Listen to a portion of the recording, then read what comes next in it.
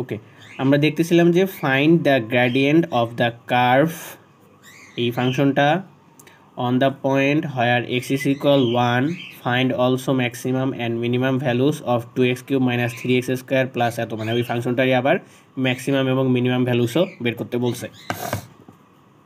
তাহলে আমাদের সবার প্রথমে কাজ কি? আমাদের সবার প্রথমে কাজ হচ্ছে ওই ফাংশনটা ডিফারেন্সিয়েট বের করা।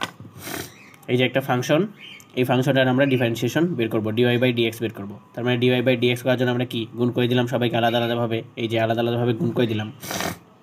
গুণ করে দেওয়ার পর আমরা কী করবো, 3 দুগুণা 6 x², এগুলো মনে হয় না আবার আলাদা আলাদা করে দেখাইতে হবে, কারণ সবারই হয়ে গেছে একবার। তারপর 3 সাথে 3 দুগুণা 6, এক্সের একটা ভ্যালু কমে গেল x, এখানে 12 শুধু থাকলো, এক্সের মান 1 হবে, তার মানে 1 দিয়ে হবে না, এটা কনস্ট্যান্ট 0 হবে। তার মানে একবার ডিফারেন্সিয়েট করে আমাদের ফাংশনটা কত আসলো, 6x² মাইনাস 6x মাইনাস 12, এটা আমাদের প্রথম ফাংশন আসলো। আমাদের কোশ্চেনে বলা ছিল যে x ইজ ইকুয়াল 1, আমি ধাপের ক্ষেত্রে দেখাইছিলাম যে যখন হচ্ছে আমাদের অপশনাল একটা, এটা অপশনাল টার্নিং পয়েন্ট বের করার আগে যদি আমাদের কোশ্চেনে দেওয়া থাকে তাহলে অবশ্যই আমাদের এটা বের করে দেখাইতে হবে। তার মানে আমরা এখন x ইজ ইকুয়াল 1 ধরে এটার যেই ফাংশনটা বের হলো এটাতে এক্সের জায়গায় 1 বসাবো, 1 বসায় আর কি মান কত বের হয় সেটা আমরা দেখাই দেবো। -12 বের হয়েছে, তাহলে -12 আসলো। এখন তাহলে gradient at the curve x equal 1 is, মানে এক্সের মান যখন আমরা 1 ধরছি, মানে এক্সের মান যখন আমরা 1 ধরছি তখন আমাদের মানটা কত আসছে, -12 আসছে। শেষ, এই পার্টটুকু শেষ। এখন আমাদের কাজ হচ্ছে ম্যাক্সিমাম এবং মিনিমাম ভ্যালু বের করা। ম্যাক্সিমাম এবং মিনিমাম ভ্যালু বের করার জন্য সর্বপ্রথম আমাদের কাজ কি, সর্বপ্রথম আমাদের কাজ হচ্ছে টার্নিং পয়েন্ট বের করা। টার্নিং পয়েন্ট বের করার জন্য আমাদের শর্তটা কী ছিল, যে আমাদের ডিফারেন্সিয়েশনটা বের হবে dy/dx, সেটার ভ্যালু হবে 0। তার মানে আমাদের এখানে dy/dx এর মান কত আসছিল, dy/dx এর মান আসছিল হচ্ছে 6x² মাইনাস 6x মাইনাস 12, এই মানটুকু সমান সমান আমরা কি ধরবো, 0 ধরবো। তার মানে এই মানটুকু সমান আমরা কি ধরছি, 0 ধরছি। 0 ধরার পর আমরা কি করছি, এটাকে পুরাটাকে 6 দিয়ে ভাগ করে দিছি। 6 দিয়ে এটাকে ভাগ করলে এখানে 1 থাকে, এখানে 1 থাকে, এখানে 2 থাকে, এখানে x² মাইনাস x মাইনাস 2, এই পার্টটাও করে নিছি।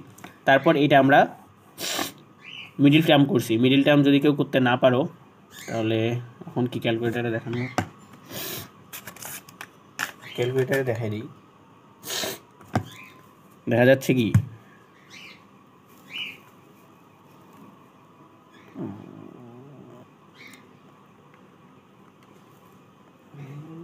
ক্যালকুলেটারে একদম অস্পষ্টভাবে দেখা যাচ্ছে।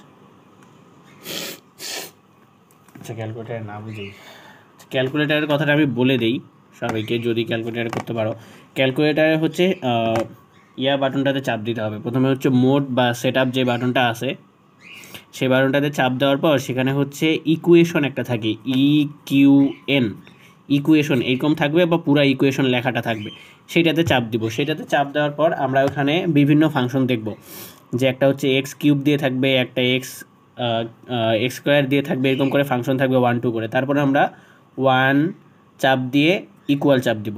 ইকুয়াল চাপ দেওয়ার পর আমরা এখন এক্সের সামনে, যে এক্সের সামনে ভ্যালু কত, 1, তার মানে আমরা 1 লিখব, লিখার পর আবার ইকুয়াল দিব। এই এক্সের সামনে ভ্যালু কত, -2 লিখব, তারপর আবার ইকুয়াল দিব। সরি এটা বাদ ছিল। মানে আমরা প্রথমে ইকুয়েশন করলাম, ইকুয়েশন করার পর আমরা দেখবো যে আমাদের কয় পদ, মানে এটা দ্বিঘাত সমীকরণ, তার মানে দ্বিঘাত আমরা a² ইউজ করবো। a² মানটা নেওয়ার পর আমরা হচ্ছে এখানে 1 বসাবো একবার, তারপর ইকুয়াল দিব, -1 বসাবো, ইকুয়াল দিব, -2 দিব, ইকুয়াল দিব, তারপর আমাদের ভ্যালুটা চলে আসবে। এটা আর কি, এখন না বুঝে এটা প্র্যাকটিসের উপর ডিপেন্ড করবে আর কি। যদি কারো সমস্যা হয় সামনাসামনি আসে বুঝে নিলে হয়ে যাবে, সমস্যা নেই। আচ্ছা, তারপরে আমরা কী করলাম, ক্যালকুলেটার যখন আমরা ভ্যালু দেবো তখন আমাদের ভ্যালুটা আসবে যে x1 এর মান হচ্ছে 2 আর x2 এর মান হচ্ছে 1, মানে একটা হচ্ছে 2 একটা হচ্ছে 1, দুইটা ফাংশন নিয়ে আমাদের করতে হবে। তার মানে দুইটা ফাংশন নিয়ে আমরা যদি করতে চাই তাহলে আমাদের এই ভ্যালুটা করতে হচ্ছে যে x² এর জায়গায় থাকলো এখানে -2x প্লাস x, এই -2x প্লাস x করলে কিন্তু আবার xই আসে, -2x থেকে একটা প্লাস x বাদ দিলে আবার -x আসে। তার মানে এই মানটুকুই আমরা এখানে করার জন্য এটা করছি, আর -2 এর জায়গায় ছিল। এই পার্টটা থেকে আমরা কি করব, একটা x কমন নেব, একটা x কমন নিলাম, একটা x কমন নিলে এখানে x-2 বসাই দিলাম। এখানে কি x ছিল শুধুমাত্র, এই x-2টাই পরবর্তীতে আবার যাবে, x-2টা এখানে আবার যাবে, তার মানে এখানে শুধু 1 থাকবে, একটা 1 লাগলে এখানে x-2 মিলে যাচ্ছে। তারপর আমরা কি নিব, x-2 দুইটা আছে, x-2 একটা নিব, এখানে x+1, এখানে x+1টা নিয়ে করে নিলাম। এখন আমাদের কি হয়, এই ভ্যালুটা সমান সমান 0 হবে, নাহলে এই ভ্যালুটা সমান সমান 0 হবে। x+2 is equal x minus two is equal যদি 0 হয় তাহলে এক্সের ভ্যালু কত হবে 2 হবে না, এই মাইনাস টুটা বসে গেলে +2, আর X plus one is equal যদি 0 হয় তাহলে এক্স সমান কি -1 হবে না, এই +1টা বসে গেলে -1, তার মানে তার ভ্যালু আসছে কি একবার হচ্ছে 2 একবার হচ্ছে -1, তার মানে আমাদের টার্নিং পয়েন্ট যেটা সেটা আমাদের কত বের হলো, একবার 2 বের হলো একবার 1 বের হলো। এখন আমাদের কাজ কী ছিল, এখন আমাদের কাজ ছিল যেই আমাদের ডিফারেন্সিয়েশন ফাংশনটা বের হয়েছিল এই যে এইটাকে আবার ডিফারেন্সিয়েশন করা। এতক্ষণ তো আমরা মেইন ফাংশনকে ডিফারেন্সিয়েট করছি, এখন হচ্ছে এই ফাংশনটা যেটা ছিল সেইটাকে আমরা ডিফারেন্সিয়েশন করব, 6x² - 6x - 12 এই ফাংশনটাকে আমরা আবার ডিফারেন্সিয়েট করব। এই যে আমরা এই ফাংশনটাকে আবার ডিফারেন্সিয়েট করতেছি, ডিফারেন্সিয়েট করার পর আমাদের মান কত আসলো 12x - 6 এইটা আসছে। এখন আমাদের কাজ হচ্ছে এই মানটুকুতে টার্নিং পয়েন্টগুলো বসানো, এই মানটুকুতে টার্নিং পয়েন্টগুলো আমাদের বসাইতে হবে। বসায় আমাদের দেখতে হবে কখন হচ্ছে 0 থেকে বেশি আসতেছে আর কখন হচ্ছে 0 থেকে কম আসতেছে। বুঝা গেছে? আমরা এখন এই পার্টটুকুতে আমরা টার্নিং পয়েন্টগুলো বসাবো। তার মানে আমাদের টার্নিং পয়েন্ট কত ছিল, একটা ছিল 2 একটা ছিল -1। তার মানে আমরা প্রথমে 2 বসাই, 2 আমরা এক্সের জায়গায় 2 বসালে আমাদের ভ্যালু আসছে 18, তার মানে আমাদের 0 থেকে বড় আসছে। 0 থেকে বড় হলে আমরা কি শর্ততে দেখছিলাম, 0 থেকে বড় হলে অবশ্যই সেটা কি হবে, অবশ্যই সেটা হবে হচ্ছে মিনিমাম। তার মানে টার্নিং পয়েন্টটা যখন আমরা 2 ইউজ করতেছি তখন এই ফাংশনটার মান আসতেছে কত, মিনিমাম।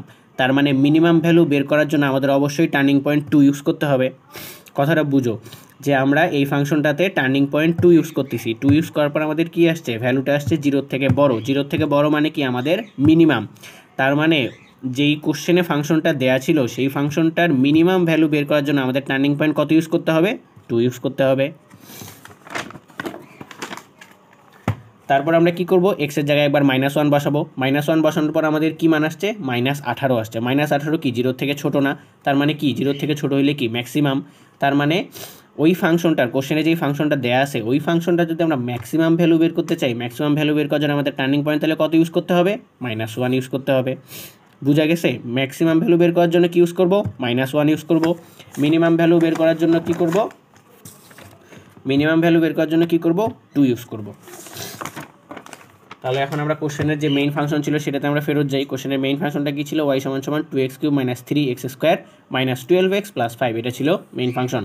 এই মেইন ফাংশনটাতে আমরা এখন কি করব, ম্যাক্সিমাম ভ্যালু বের করব একবার, মিনিমাম ভ্যালু বের করব একবার। ম্যাক্সিমাম ভ্যালু বের করার জন্য আমরা কি করছিলাম, ম্যাক্সিমাম ভ্যালু বের করার জন্য আমরা কি টার্নিং পয়েন্ট ইউজ করব, -1 টার্নিং পয়েন্ট ইউজ করব। তার মানে এক্সের জায়গায় আমরা -1 বসাই দেব, এক্সের জায়গায় -1 বসাই দিছি, ক্যালকুলেশন করার পর আসছে মান হচ্ছে 12, তার মানে ম্যাক্সিমাম ভ্যালু কত, 12। মিনিমাম ভ্যালু বের করার জন্য টার্নিং পয়েন্টে এক্সের মান কত বসাবো, 2 বসাবো, এক্সের জায়গায় 2 বসাই দিছি, 2 বসানোর পর আমাদের মান আসছে কত, -15, তার মানে অ্যান্সার আমাদের মিনিমাম ভ্যালু কত, -15। আশা করি বুঝা গেছে।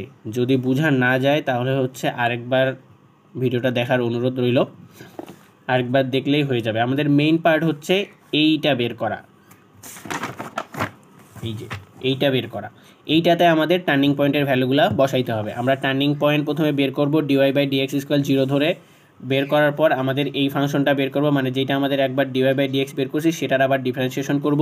করার পর হচ্ছে কি আমরা টার্নিং পয়েন্টটা এই ভ্যালুটাতে বসাবো, একবার 2 বসাবো একবার -1 বসাবো।